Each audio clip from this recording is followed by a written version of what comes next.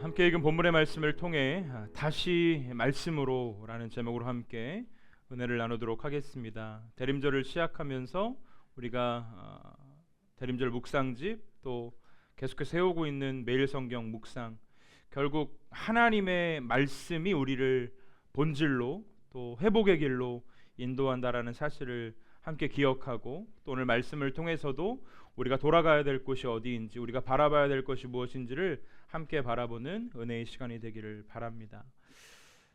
야구를 조금이라도 아시는 분들은 지금 이 기간이 야구 선수들에게 어떠한 기간인지를 아실 겁니다. 이 스토브 리그라는 기간인데요, 한 시즌이 끝나고 나면 선수들이 자격을 얻어 팀을 옮기기도 하고, 또 프로스포츠이기 때문에 각 구단이 자격이 되는 선수들을 돈으로 직접 사기도 하고 팔기도 하고 트레이드도 하는 그런 시간을 이 스토브 리그, 스토브가 이제 난로라는 뜻이잖아요. 그래서 난로 주위에 모여서 그런 이야기들을 나눈다 해서 이 스토브 리그라는 것이 이제 지금 한참, 그래서 팀을 옮겨서 전력을 강화하기도 하고 또 팀을 옮긴 선수 때문에 또 전전긍긍하기도 하는 그 시기가 지금 이 야구의 스토브 리그입니다.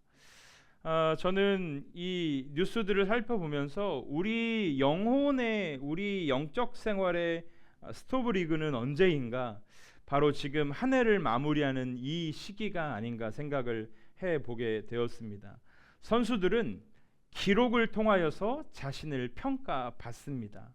한 해 동안, 아니 몇 년 동안 쌓여진 기록을 통해 이 선수에게는 이마만큼의 가치가 있다. 그래서 최근에 가장 많이 돈을 받은 선수가 이제 100억, 4년 동안 100억 있으세요? 네, 100억, 4년 동안 100억이라는 돈을 받고 선수 생활을 이어나가게 되기도 하였습니다. 우리 영적 생활을 바라봤을 때에 우리가 살아온 날들을 통해 분명 하나님께서 우리를 심판하십니다. 선수들이 자신들이 걸어온 길에 쌓여진 기록을 가지고 평가를 받는 것처럼 마지막 날 우리는 하나님 앞에 반드시 평가받는 시간이 있을 것인데, 그것은 다른 어떠한 것보다도 우리가 결국 하나님의 말씀에 순종하고 하나님의 말씀대로 살아왔느냐라는 이 평가를 통해 우리가 이 세상을 마감하는 날 어디로 가게 될지를 결정짓게 된다라는 것이죠. 12월 한 달 동안 여러분 1년의 시간을 잘 돌아보시기를 바라요. 그리고 새롭게 주어질 26년 한 해를 잘 계획해 보시기를 바라요.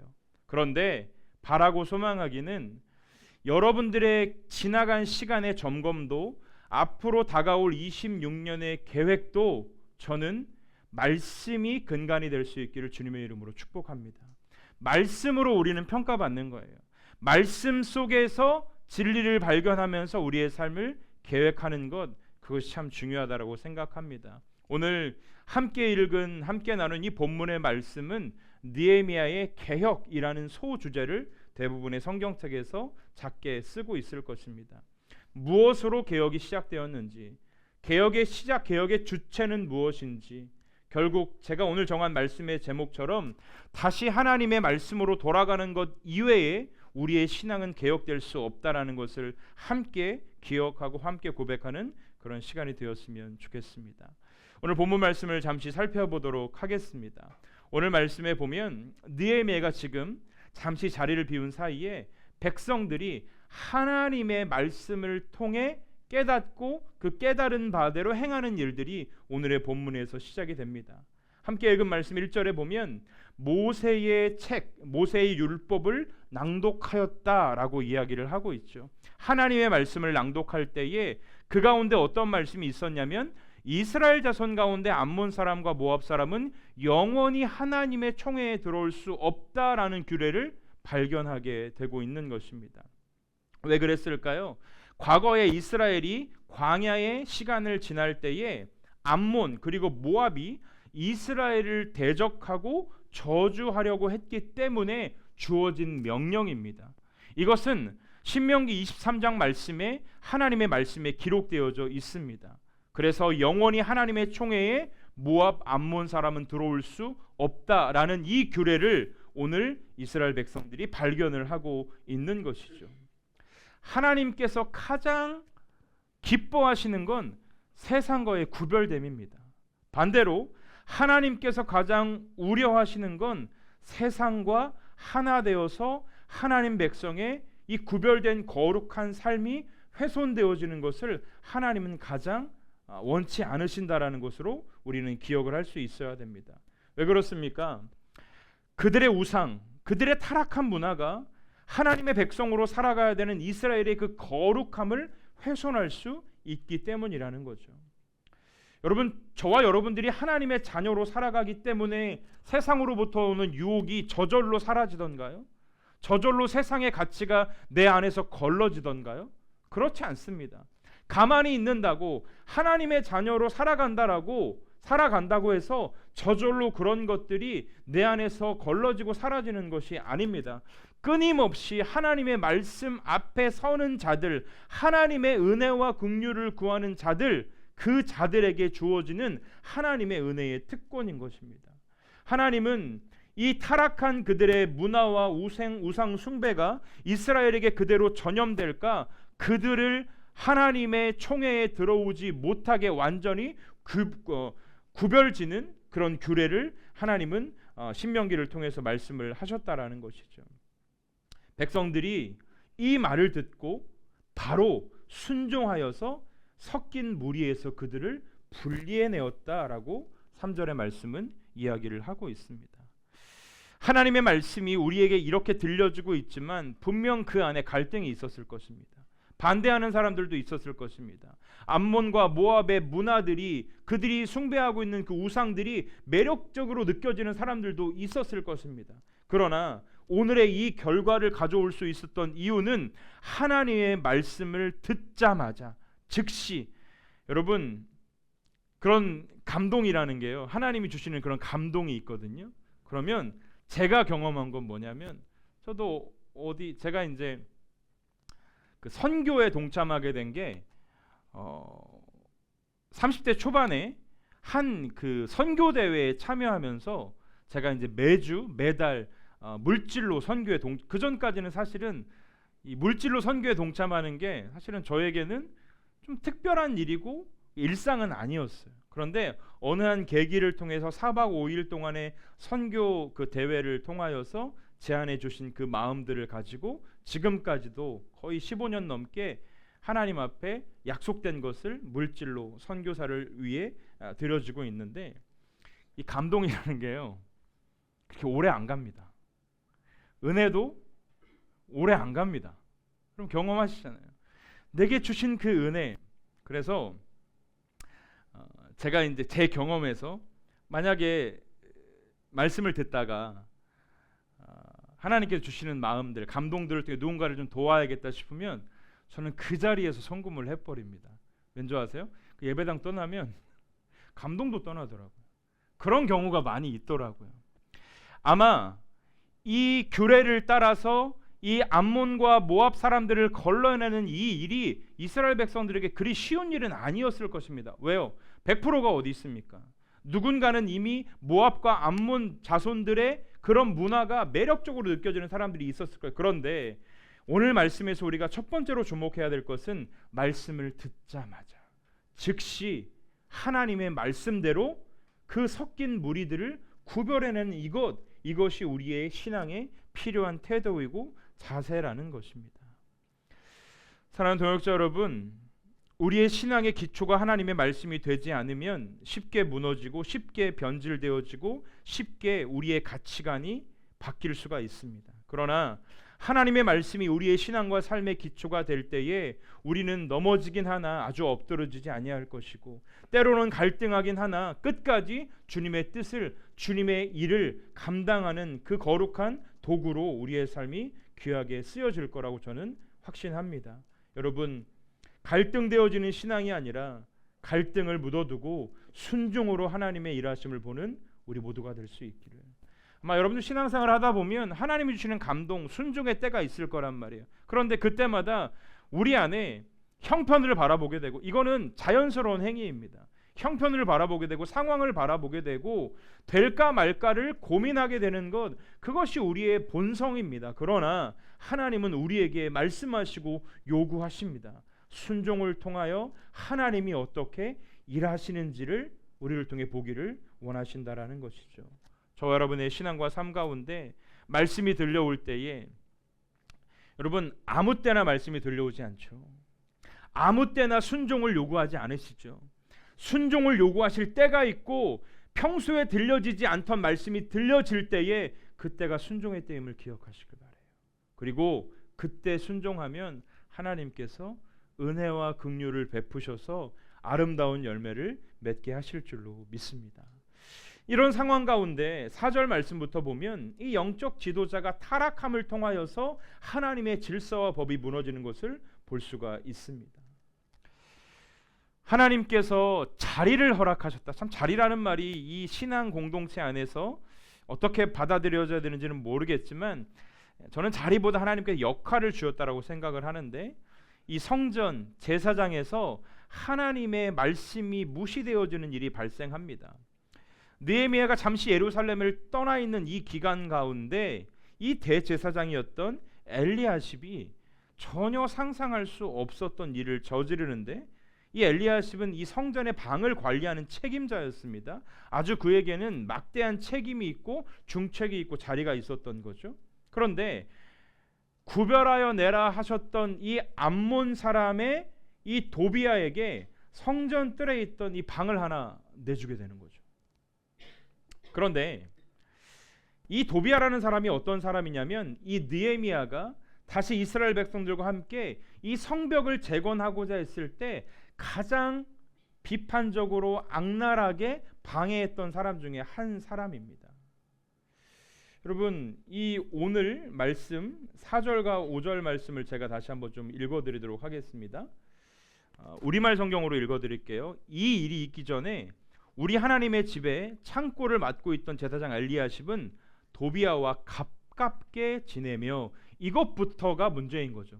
도비야와 엘리야십은 가깝게 지낼 수 없는 사이입니다. 가깝게 지내면 안 되는 사이입니다. 그런데 가깝게 지내며 그에게 큰 방을 하나 내주었는데, 그 방은 전에 곡식 제물, 유향과 성전의 물건을 두고 레위 사람들과 노래하는 사람들과 성전 문지기들을 위해 11조로 거둔 곡식과 새 포도주와 기름과 제사장들에게 주는 제물들을 두던 방이었다라고, 그 방이 어떠한 방인지 가장 중요한 방이었습니다. 그런데 그것을 지금 도비야에게 그대로 전해줬다라는 것이죠.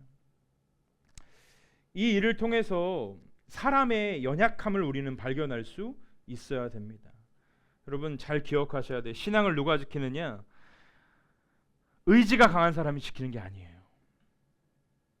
결단이 강하고 결단력을 통해서 어떠한 일을 성취해내는 그런 탁월한 재능을 가진 사람이 믿음을 지키는 게 아니라, 믿음은 하나님 앞에 서 있는 자들이 지키는 겁니다. 아멘이죠? 하나님 앞에 선 자들이 믿음을 지킬 수 있습니다. 가진 재능이 우리의 신앙에 도움이 되겠지만, 저는 개인적으로 사역을 해가면서 오히려 재능으로 여겨졌던 그것 때문에 하나님의 영광을 가리는 일들이 더 많이 있다라는 것을 발견하기도 합니다. 가장 거룩해야 될 그 하나님의 전이 어찌 보면 우상으로 세속가치로 물들어 있는, 하나님의 말씀에 금하고 있는 이 사람들과의 연합을 통하여서 더럽혀지고 있다라는 것, 개인의 친분 또 이익을 위해서. 오늘 성경에 자세하게 설명되어지고 있진 않지만, 여러분 왜 이 엘리야십이 도비야와 이렇게 친밀함을, 가까움을 가지고 있었을까요? 무언가 얻어낼 만한 것이 있었기 때문에 분명 이런 선택을 했다라고 우리는 유추할 수 있습니다. 엘리야십은 영적으로 타협하게 되었고, 자신에게 허락되어진 하나님의 그 거룩한 직무를 유기하게 되었고, 결국은 성전이 모독되어지는 안타까운 죄악을 저지르게 되었다라는 것입니다. 우리에게 필요한 건 내가 어느 자리에 어느 위치에 있느냐가 중요한 것이 아닙니다. 높은 위치를 차지한다고 높은 자리, 사람들이 박수치는 자리에 머문다고 하나님의 기쁨이 아닙니다. 하나님의 기쁨은 어디에 있든지 그 자리가 우리의 부르심의 자리라고 믿고 순종하고 하나님의 뜻을 이행하는 그 발걸음을 가지고 살아내는 하나님의 사람들을 가장 기뻐하신다라는 것을 여러분들 우리가 기억할 수 있었으면 좋겠습니다. 우리에게 허락되어지는 것은 순종이지 자리가 아니라는 것입니다. 이제 느헤미야가 다시 예루살렘으로 돌아왔습니다. 그리고 그가 자리를 비운 사이에 벌어진 이 일들을 알게 됩니다. 그래서 이 느헤미야가 이 일을 알게 된 후에 오늘 성경에는 7절 말씀을 보시면 8절 말씀을 보시면 내가 심히 근심하였다라는 이런 표현이 있거든요. 그런데 근심을 뛰어넘습니다. 우리말 성경에는 나는 너무 화가 나서 이런 표현을 쓰고 있고요. 그 새로운 번역본 이 종륜 버전에는 빡이 쳐서라는 단어를 제가 쓰고 싶습니다. 정말로 화가 나서 이 도비아의 그 세간을 방 밖으로 다 집어 던지는 그 분노를 표출하고 있는 모습을 느헤미야는 보여주고 있는 것입니다. 하나님께서 이 느헤미야의 마음 가운데 그 마음을 주셨다라고 생각합니다. 엘리야십은 지금 대제사장입니다. 함부로 할 수 있는 사람이 아닙니다. 느헤미야의 입장에서도 함부로 대할 수 있는 그런 사람이 아니거든요. 어찌 보면 누군가에게는 이 엘리야십의 권위에 대한 도전으로 이 상황과 이 느헤미야의 행동을 이해할 수도 있습니다. 그러나 그것을 두려워하지 않았습니다. 그것을 두려워하지 않는 근간 이유는 하나님을 두려워하는 믿음이 느헤미야 가운데 있었기 때문에 그렇다라는 것이죠. 여러분, 제가 몇 번 설교 중에 인용했던 표현이기도 한데요. 하나님을 두려워한다라는 것. 이 기독교 문필가였던 이 필립 얀시가 이런 고백을 했죠. 그의 책에서 주님, 제가 아무것도 두려워하지 않도록 주님을 두려워하게 하소서. 저는 이게 한 10여 년 전에 읽은 책이었지만 제 뇌리에 강하게 아주 못 박고 있습니다. 느헤미야가 인간적으로는 두려웠을 거예요. 그러나 그가 그 두려움을 뛰어넘어 그 분노를 보일 수 있었던 이유는 하나님을 두려워하는 신앙이 느헤미야 가운데 있었기 때문에. 하나님을 두려워하는 신앙이 있으면 세상에 두렵지 않다라는 것이죠. 주여, 세상을 두려워하지 않도록 주님을 두려워하게 해주십시오. 이 누군가의 고백이 우리의 고백이 되어서 하나님을 두려워하는 신앙은 순종으로 복된 인생으로 우리의 삶을 이끈다라는 것을 함께 기억할 수 있었으면 좋겠습니다. 그리고 9절 말씀을 보면 뭐라고 이야기하고 있습니까? 명령하여 그 방을 정결하게 하고 하나님의 전에 그릇과 소재물과 유향을 다시 그리로 들여다 놓아라 명령하고 있습니다. 하나님의 집의 기구들과 곡식재물과 유향을 그 방에 다시 들여 놓아라. 자, 우리는 이 말씀을 통해서 중요한 신앙의 포인트를 하나 발견할 수 있는데 그것이 무엇이냐면 저와 여러분들이 있어야 할 그 자리가 어디인지를, 우리의 원래 있어야 될 그 자리가 어디인지를 우리는 발견할 수 있어야 된다라는 것입니다. 도비아의 모든 살림살이를 밖으로 다 내어 던져버리고 그 방을 정결하게 하여서 그 방에 원래 하나님의 집의 기구들과 곡식의 재물들과 유향을 그 방에 다 다시 들여다 놓아라. 저는 이 말씀을 통해 이런 교훈을 함께 나누고 싶습니다. 저와 여러분들이 있어야 될 자리가 있습니다. 저와 여러분들이 지켜야 될 자리가 있습니다. 저와 여러분들을 기뻐하시는 하나님이 요구하시는 그 자리가 있습니다. 그 자리로 다시 돌아가 그 자리에서 하나님을 기쁘시게 하는 저와 여러분 될 수 있기를 주님의 이름으로 축복합니다. 말씀을 정리합니다. 느헤미야의 개혁의 출발점도, 개혁의 과정도, 개혁할 수 있었던 근간도 무엇이었습니까? 하나님의 말씀이었다라는 것입니다. 말씀이 기초가 되고 말씀이 근간이 되고 말씀이 위로가 되고 말씀이 두려움이 되어서 순종할 수 있었고 하나님의 뜻을 분별하여 지켜낼 수 있었다라는 것. 여러분, 말씀을 많이 아는 것과 말씀을 행하는 것은 별개입니다. 우리는 지식으로 말씀을 알 수 있습니다. 그러나 그 말씀을 살아가게 하고 순종하게 하는 것은 하나님의 능력인 줄로 믿으시기를 바랍니다. 지식에서 머물지 마시고 그 지식으로 쌓여진 하나님의 말씀 그 하나를 실천하는 그 믿음이 내 안에 없다라면 그것은 우리가 눈물을 흘려야 될 이유입니다. 내 형편과 처지와 상황 때문에 눈물 흘리는 것, 그것도 중요하지만 하나님 말씀이 왜 나에게 와서 순종으로 열매 맺지 못하는가?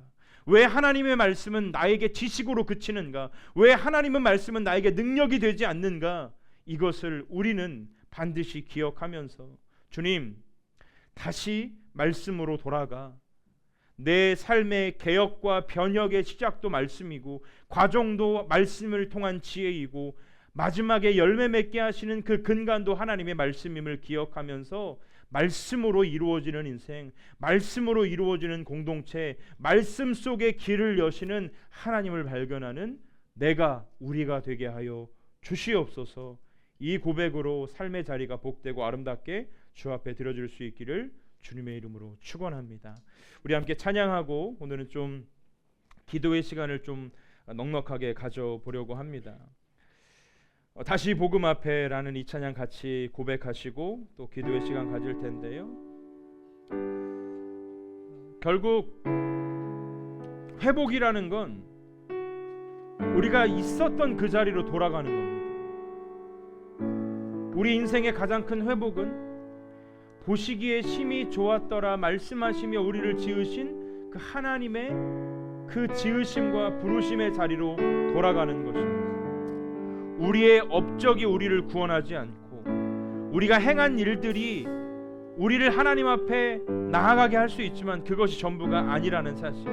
결국은 나를 부르신 그 자리, 나를 세우신 그 자리, 말씀 앞에, 진리 앞에, 복음 앞에 우리의 삶을 세우는 그것이 하나님의 영광, 하나님의 기쁨임을 기억하시면서 우리 함께 이 찬양 고백하시고 기도의 시간 갖겠습니다.